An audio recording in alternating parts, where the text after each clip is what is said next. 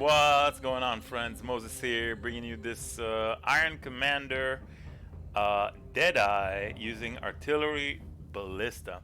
So this disclaimer, at the beginning when I first made this Iron Commander build, I was like, hey, there are a whole bunch of Ballista skills, let's try them out. And I always kind of wanted to make an Iron Commander build, so I thought it used to be +1 totems every 200 dexterity. And now I thought they're going to apply, to all Ballista skills. But in fact, no. You're still getting the physical damage per 25 dexterity. It is still a dexterity stacking build, but you have to use Siege Ballista. You can't use any other Ballista, which kind of sucks, because Siege Ballista is really bad, and Artillery Ballista is where it's at. The clear is great, single target is great, and I decided that even though we're only getting 5 totems and not the 8 that we would normally with Siege Ballista, it's still best to simply use Artillery Ballista. It's a great build. I'm playing solo self-found, so it's super budget, and also would make a great league starter build. Alright, so let's get to it. The links are Artillery Ballista, Vicious Projectiles, Damage on Full Life, Elemental Damage with Attacks, and Chance to Bleed. The gem itself gives you +2 maximum number of summoned Ballista totems. So normally you would have 1, +2 would mean 3. You can get that from like level 4 with Shrapnel Ballista, and then Siege Ballista at level 8. But then you rush from the Deadeye, you simply rush quickly to the watchtowers, all the totem nodes, and +1 totem, and then you go through here, the life, and you rush to Pinocchio, which gives you +1. So overall, you get +5, or total of 5 ballistas, and you can get that around level 25, because you just need to rush here and here, 25 or so, maybe 30 or so. Super early in the game you have it. So 5 totems, it destroys everything. And you can use whatever bow. I just chose Iron Commander because I wanted to have many totems, but yeah, again, I'm playing solo self-found, so I don't really have any other better bow. But because I am stacking quite a lot of dexterity and I'm using stuff like Chance to Bleed, I'm able to get a bunch of flat fizz, which is kind of great. Ballista itself, artillery, converts everything to fire. So there's that, and I'm using Hyri's Ire chest to add a whole bunch of cold. So if we look at our tooltip, we see that we make a whole bunch of fire, a whole bunch of cold. I got some flat lightning somewhere on my gear, so there's that comes there as well. When it comes to the rest of the gear, this is incredibly good. Having the Temple mod of tier 1 cold res with hybrid, increased damage against chilled enemies, because Hyri's Ire and we're critting, so everything is constantly chilled. So we're getting 50% increased damage, is pretty huge. And then this is a really nice trick as well. This is a tier 2 roll, but there's a tier 1 that can give you up to 60% increased damage of non-Val skills during soul gain prevention. And to proc that, we are using Val Grace. I'm not using the actual Grace aura, but Val Grace gives us 32 at level 19. What it is? It's 16. So it gives us 32% chance to dodge attacks, 32% chance to dodge spells, and because we got 40% chance to dodge attacks and then 30% chance to dodge spells, plus 10, so that's 50 and 40, right? You're following with the Hyries? And Val Grace, when we press that button, we basically have like almost 90% chance, or 80 overall, for attacks, and for spells like 80 and 70% chance to dodge, which is insane. And on top of that, we got about 60% chance to evade. So we're basically almost invulnerable during the Val Grace period, which lasts for how long? 14 seconds? No, that's the delay. 9.6 seconds with a low level increased duration, so without quality. It will it's pretty insane, like 10 seconds. But the thing is that why we're using it, we're activating the non-Val deal increased damage during soul gain prevention. This is a trick that you can use with Val Righteous Fire for spellcasters, and then your whatever spell you're using is going to get that increased damage. In my case, this build, Artillery, Ballista, getting 45% increased damage. So it's like picking up 3 nodes on the passive skill tree. It's incredibly powerful, and you can have that both on, if you have an open suffix, on both your boots and your gloves. So the tier 1 can give you up to 120% increased damage if you roll 60, which is, it's 50 to 60. Getting 2 perfect rolls is kind of hard, but it's pretty insane. If you manage to get it way over 100 fairly easily. Increased damage during soul gain prevention, which is pretty much all the time. When it comes to our utility setup, we are using frenzies to generate frenzy charges with power charge on crit. Intelligence is low. We're stacking dexterity, so not much intelligence on my gear. But you don't really need much more than 40% chance to generate power charges when you crit, because it crits and you get the power charges up all the time.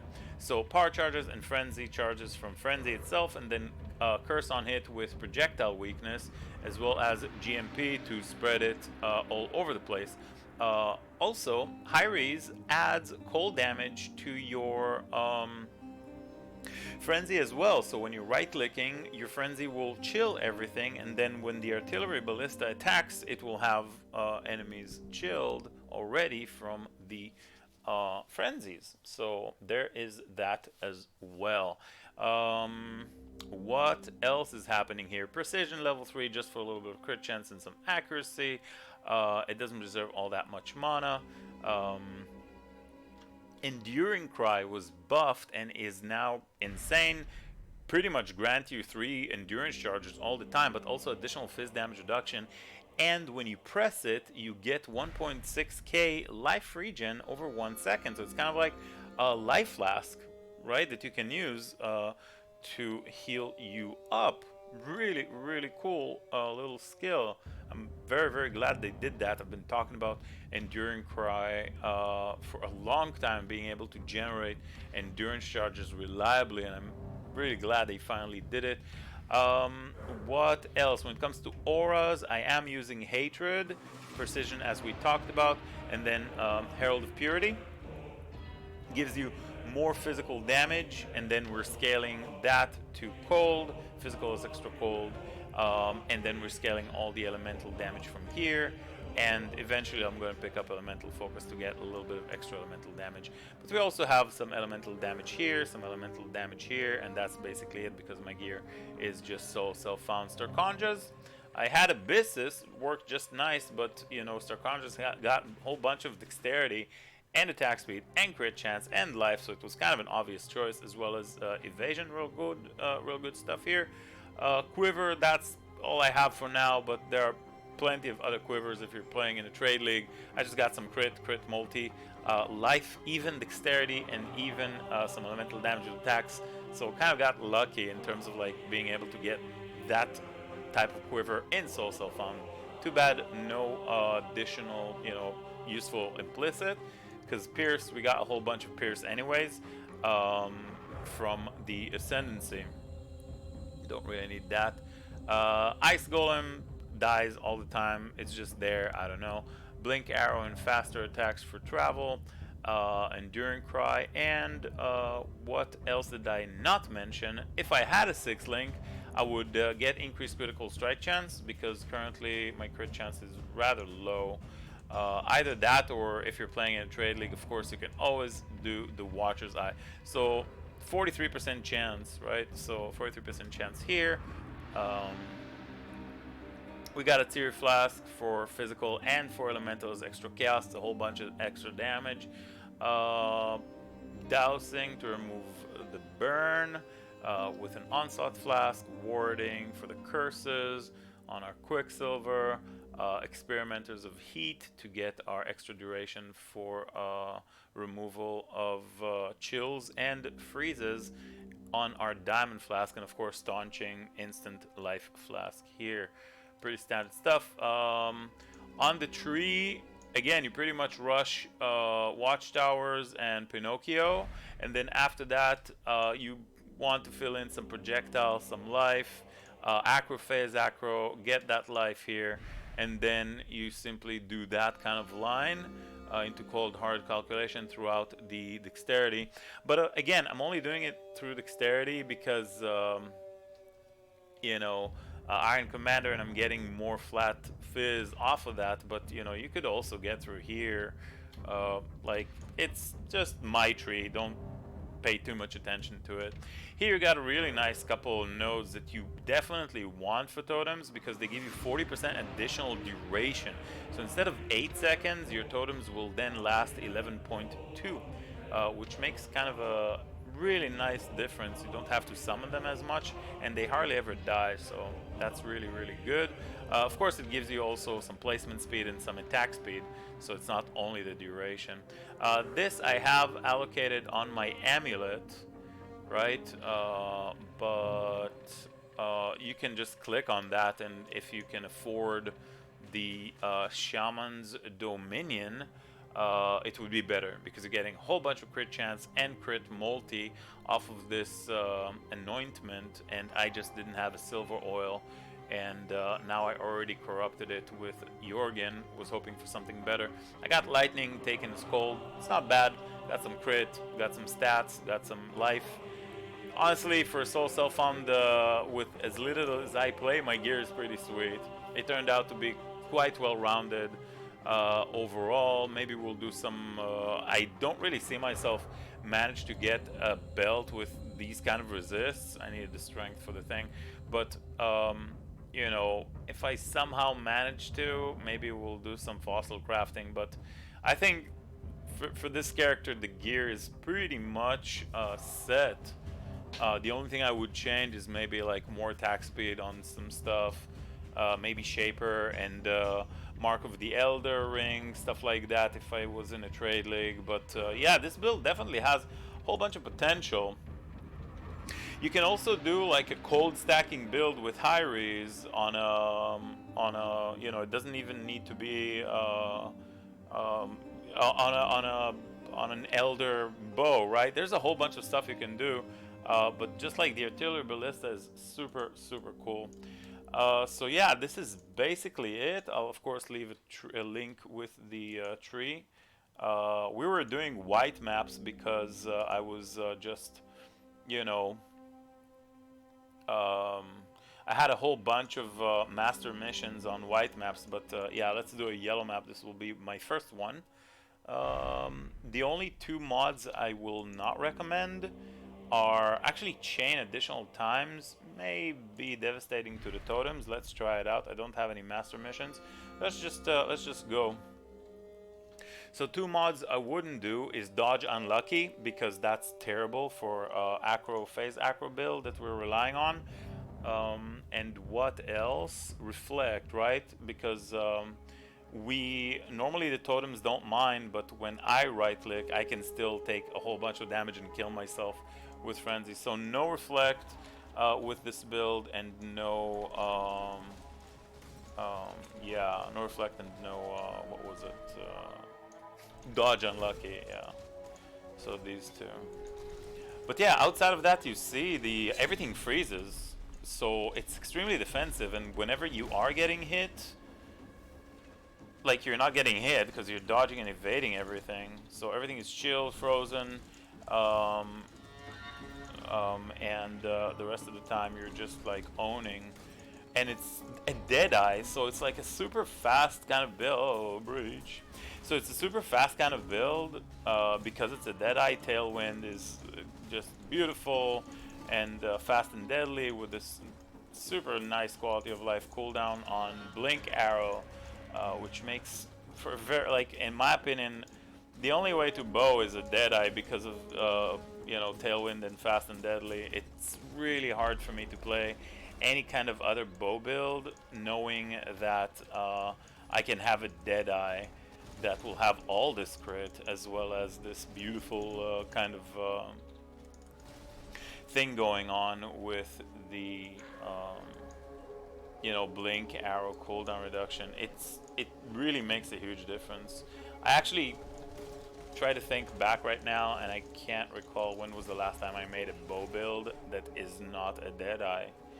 It's just such a, you know, on all accounts, just a super strong ascendancy for everything bows. So yeah, this character, man, super good. One thing though, one thing that is not the build's fault, but kind of like the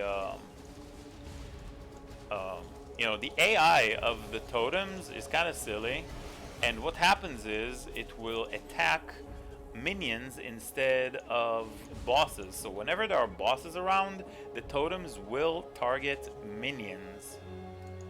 Which means if the boss is not in the AoE of the minions, or the area of the minions, then the bosses will, what is this? Beyond? Invasion? Mammoth. Oh, let me get out of here. So, yeah, so what? It's a prophecy.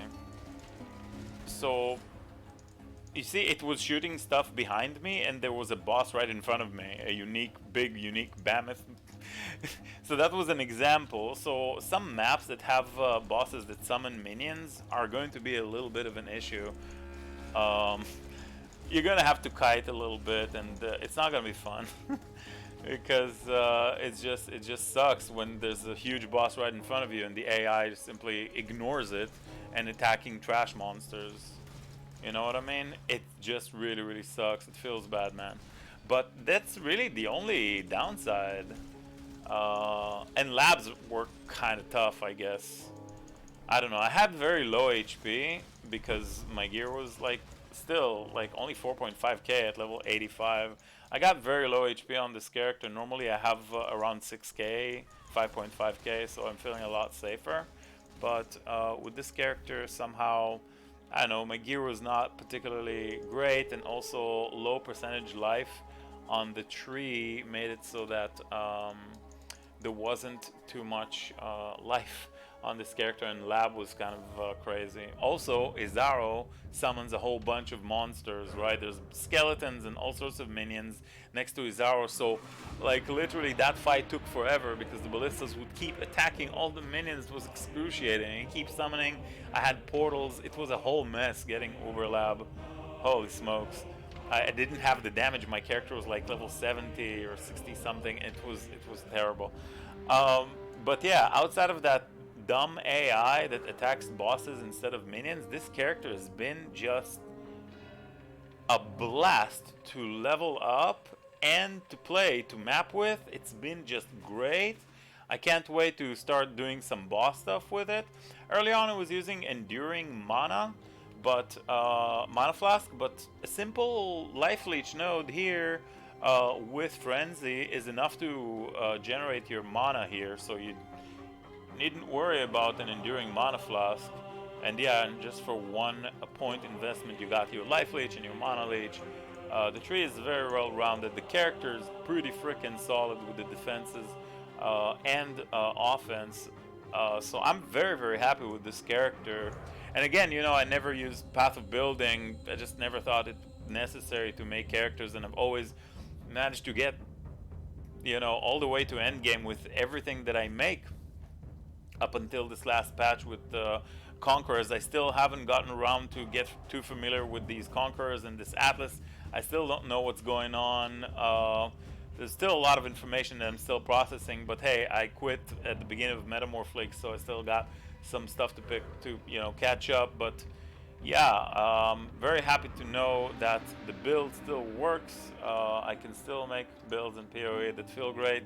It's fast, it's doing good damage. I'm very happy with it. Hopefully you can try it. Let me know what you think. Links in the tree below.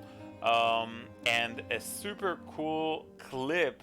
You should check it out as well at the bottom of the page. Thank you for watching. Feel free to ask me anything. Come and visit the stream, guys, because in November I'm going to take a very long break from streaming. So enjoy me while you can. See you guys around. Bye bye for now.